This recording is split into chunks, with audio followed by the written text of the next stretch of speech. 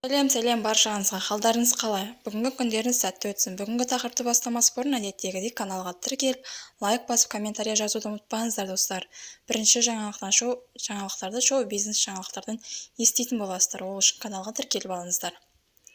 Қырғызстаннан Қайрат Нұртастың сыңары табылды. Иә, естігеніңіздей сыңары табылды. Қалай дейсіздер ғой? Қазақстан эстрадасының ең танымал әншісінен аумайтын әлгі жігіттің өнері дәл қазір әлеуметтік желіде қызу талқыланып жатыр.